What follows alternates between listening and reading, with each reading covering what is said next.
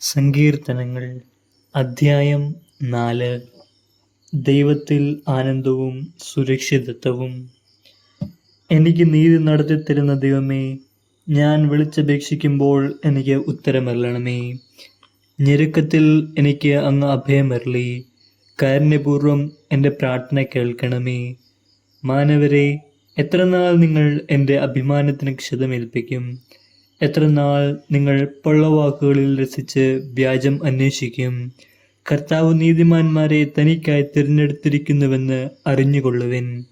ഞാൻ വിളിച്ചപേക്ഷിക്കുമ്പോൾ അവിടുന്ന് കേൾക്കുന്നു. കോപിച്ചു കൊള്ളുക, എന്നാൽ പാപം ചെയ്യരുത്. നിങ്ങൾ കിടക്കയിൽ വെച്ച് ധ്യാനിച്ച് മൗനമായിരിക്കുക. ഉചിതമായ ബലികൾ അർപ്പിക്കുകയും കർത്താവിൽ ആശ്രയിക്കുകയും ചെയ്യുവിൻ.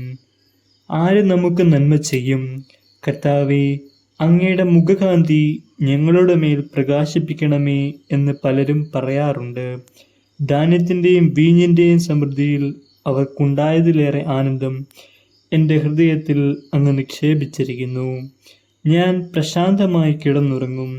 എന്തെന്നാൽ കർത്താവേ, അങ്ങ് തന്നെയാണ് എനിക്ക് സുരക്ഷിതത്വം നൽകുന്നത്.